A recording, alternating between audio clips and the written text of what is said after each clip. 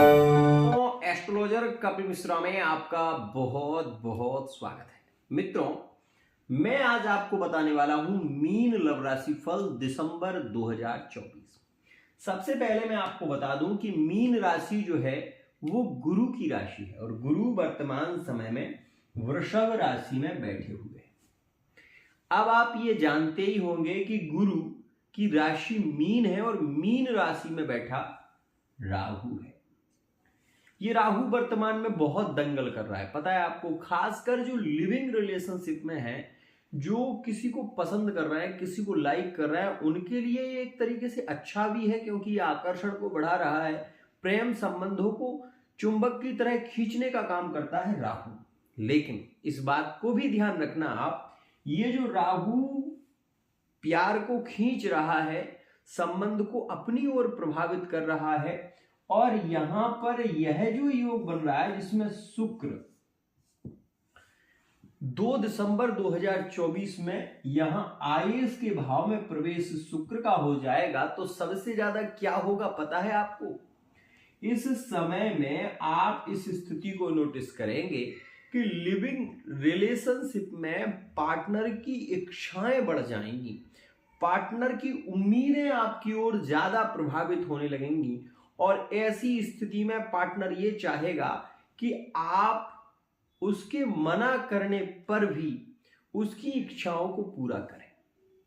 सबसे पहली बात तो ये होती है। दूसरी, यहां पर वर्तमान समय में आपको ये देखने को जरूर मिल रहा होगा कि आपका पार्टनर आपको इग्नोर कर देता है, आपकी स्थिति, आपकी फीलिंग का कोई महत्व नहीं समझ रहा है वर्तमान के समय में। लेकिन आपको ये बता दूं, यदि आपका पार्टनर मीन राशि का है तो आप ये ध्यान रखिएगा कि वर्तमान के समय में भले ही कामकाज को लेकर वो व्यस्त है, लेकिन उसका प्यार आपके लिए बड़ा महत्व रखता है। ध्यान रखना इस बात को। तो मीन राशि की जो लिविंग रिलेशनशिप की स्थिति है वो बहुत अच्छी है। हम ये कह सकते हैं कि 2 दिसंबर से जो योग बनेगा लिविंग रिलेशनशिप में, फिजिकल रिलेशनशिप के योग, विवाह से रिलेटिव चर्चाओं का होना, संबंधों के जुड़ने की स्थिति बनना। लेकिन ये बात भी ध्यान रखिएगा, संबंध को जोड़ने नहीं देगा राहु। मतलब विवाहिक स्थितियों पर चर्चा हो सकती है लेकिन विवाह नहीं हो पाएगा, ये बात ध्यान रखना, क्योंकि लिविंग रिलेशनशिप में काफी करीबी रिश्ते बनाता है राहु। राहु का काम है चुंबक की तरह पार्टनर को खींचना, रिलेशन को प्रभावित करना, संबंधों को जोड़ना, उसके बाद विवाद की स्थिति बनाना। मतलब विवाह की स्थितियों में राहु सपोर्ट करने वाला नहीं है। एक और खास बात, जो लोग अभी मैरिड लाइफ में हैं, 2 चीजों को नोटिस करेंगे। क्या कि पार्टनर का लगाव सबसे ज्यादा मीन राशि वाले जातिका का, जो लड़की है उनका लगाव सबसे ज्यादा अपने मायके की पक्ष की ओर ज्यादा होगा, क्योंकि राहु माया का ग्रह है। और यहां पर आपको यह भी बता दूं कि मीन राशि वाले जातकों की ज्यादा इच्छा एंजॉय करने की होगी, ज्यादा इच्छा पैसा, एक तरीके से मीन राशि वाले जो जातक होते हैं उनकी उम्मीदें बहुत ज्यादा बढ़ी होती हैं और वो बहुत कुछ चाहते हैं। उनकी चाह के अनुसार यदि आप चल सकते हैं तो आपके संबंधों में प्रेम बढ़ता हुआ नजर आता है। अब यहां पर मैं आपको बता दूं, 2 दिसंबर से जो योग बन रहा है वो मैरिड लाइफ के लिए भी अच्छा होगा। क्यों? उसका सबसे बड़ा कारण है, एक तो शनि जो है ये मार्गी है, शनि की धनेश पर दृष्टि यहां पर रहने वाली है। दूसरा प्रभाव यहां पर ये जो शुक्र है ये आयेस के मालिक हैं, और ये विशेष रूप से धन भाव और आय भाव, यहां पर आपकी आय की वृद्धि होने लगेगी। मतलब अभी तक आपके पास में जो पैसा टिक नहीं रहा था वो पैसा टिकने लगेगा।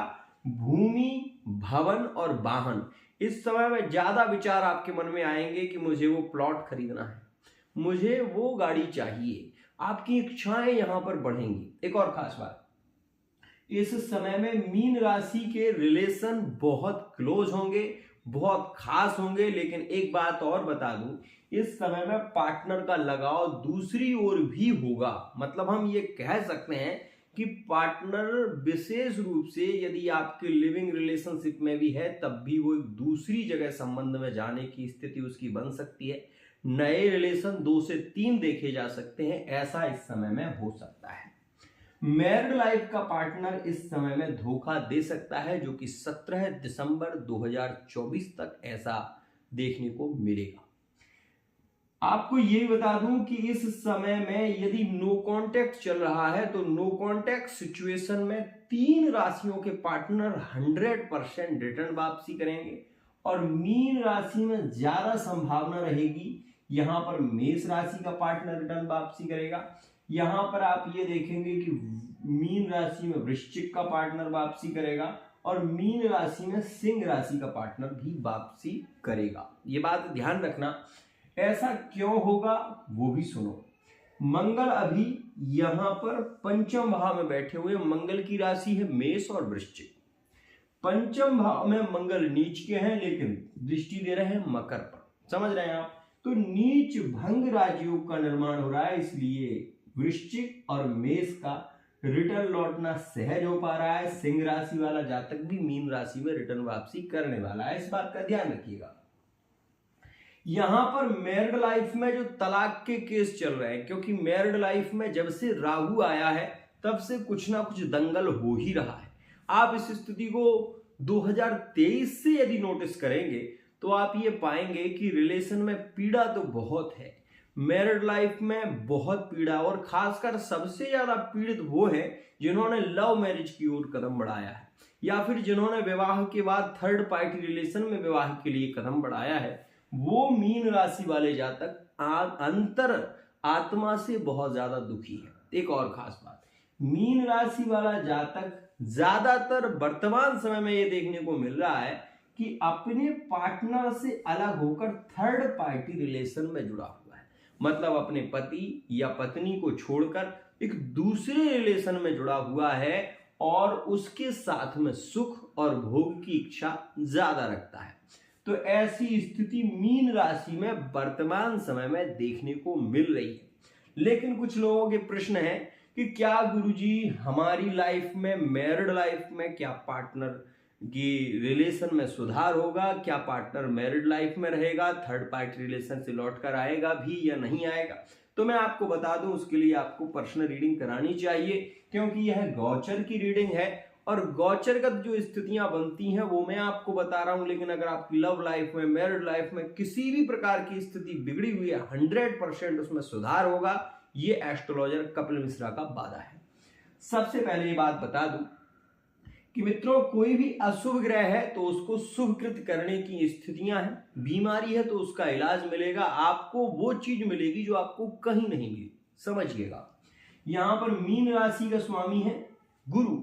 यदि गुरु ज्यादा पीड़ित होता है तो पुखराज को धारण करना चाहिए। अंशों से बलवान नहीं है तो उससे अंशों से बलवान होता है। मीन राशि वाले जातकों के मैरिड लाइफ में रिश्ते यदि ज्यादा बिगड़ते जा रहे हैं तो हल्दी, तांबे के लोटे में हल्दी डालकर और गणेश जी को दूर्वा, हल्दी के साथ में दूर्वा चढ़ाना शुरू कर दें तो इससे आपके मैरिड लाइफ में सुख की वृद्धि होने लगती है। पार्टनर के रिलेशन में भी सुधार होता है और थर्ड पार्टी रिलेशन से पार्टनर का मन निकल जाता है और वो अपने रिलेशन में वापस आता है।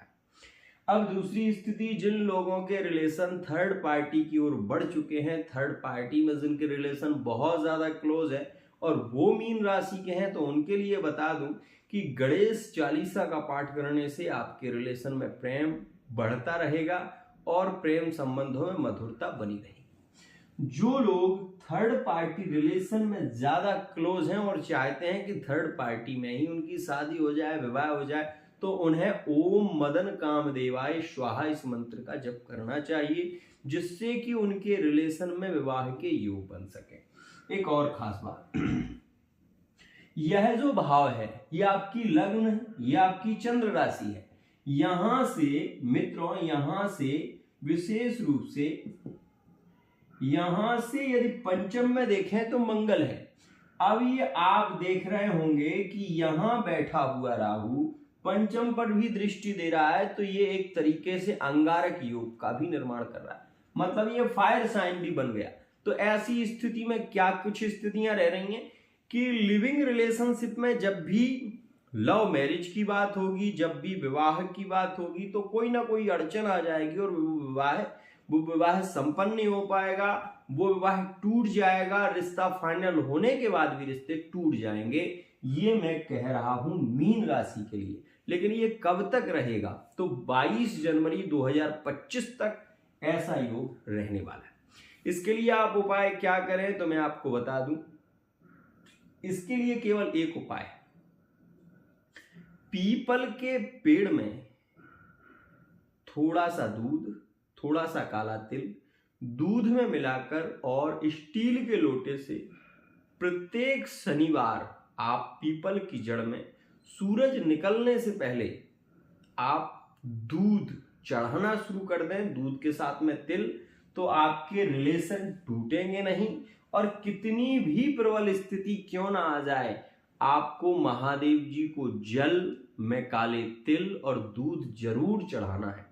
और एक मंत्र है ओम नमः शिवाय, इस मंत्र का आपको जप करते हुए भगवान शिव को जल चढ़ाना है। ऐसा करने से आपके रिलेशन टूटेंगे नहीं और आपका रिश्ता अतिशीघ्र फाइनल हो जाएगा। एक और खास बात, एक मेरे पास में प्रश्न आया था कि गुरुजी क्या मीन राशि वाले जातक थर्ड पार्टी रिलेशन में जो जुड़े हुए हैं, तो थर्ड पार्टी में जो पार्टनर विवाह करके चला गया है, क्या वो रिटर्न वापसी करेगा?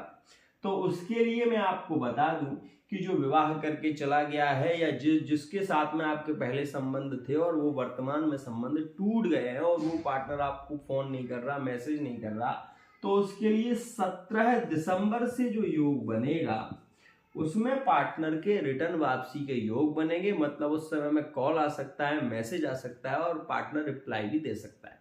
तो ऐसी स्थितियां फेसबुक, इंस्टाग्राम के माध्यम से आपको देखने को मिल सकती हैं। अब यहाँ पर एक चर्चा आती है कि गुरुजी हम तो विशेष रूप से जॉब की तैयारी कर रहे हैं, मीन राशि के हैं, और कौन सी जॉब हमें प्राप्त हो सकती है? तो आपको बता दूं, पंचम में मंगल राहु की दृष्टि के कारण अगर आप कोई पुलिस का एग्जाम दे रहे हैं, आर्मी का एग्जाम दे रहे हैं, या फिर आपकी कोई भी ऐसी तैयारी है जो आपकी भूमि से संबंधित है या फोर्स से संबंधित है या बिजली विभाग से संबंधित है, तो आपको सफलता तो मिलेगी, लेकिन सफलता के बीच में आप अटक जाएंगे। और उसका सबसे बड़ा कारण होगा राहु और मंगल की युति। राहु और मंगल युत होकर आपको आगे तो बढ़ा देंगे, लेकिन आगे बढ़ाने के बाद आपके कागज रुक सकते हैं। आप ये भी देखेंगे कि किसी ना किसी समस्या के कारण आपका इंटरव्यू में नहीं हो पाएगा या आपका पेपर बहुत अच्छा नहीं जाएगा। ऐसी संभावना इसमें बन जाती है। तो इसके लिए आपको हनुमान चालीसा का पाठ करना चाहिए और हनुमान बाहुक का पाठ करना चाहिए, जिससे कि ये राहु का नेगेटिव प्रभाव आपको देखने को ना मिले। एक और खास बात, केतु मैरिड लाइफ में तलाक के योग काफी समय से बना रहा है और काफी समय से केस भी चल रहे हैं। मतलब 2023 से बहुत सारे लोग जिनकी कुंडली में राहु की महादशा या जिनके पार्टनर की कुंडली में राहु मंगल का योग आया है, राहु शनि का योग, राहु मंगल शनि का योग आया है, उनके तलाक के केस चल रहे हैं, बहुत पीड़ित हैं, रो रहे हैं, अपने पार्टनर को पाने की पूरी इच्छा रखते हैं और ये भी नहीं चाहते कि डिवोर्स हो। तो उनके लिए बता दूं कि एक बार पर्सनल रीडिंग करा लो, आपको 100% समाधान मिल जाएगा। एक और खास बात, राहु मीन राशि में जब रहता है तो तंत्र मंत्र यंत्र शक्तियों का प्रभाव जल्दी होने लगता है, जिसके चलते हम केवल कुंडली पर ही डटे रहते हैं और षड्यंत्रकारी व्यक्ति हमारे रिश्ते को खत्म करने लगते हैं। तो ऐसी स्थिति में आपको चाहिए कि आप पर्सनल रीडिंग लें, जो आपके लिए ज्यादा सटीक हो वो आप उपाय करें।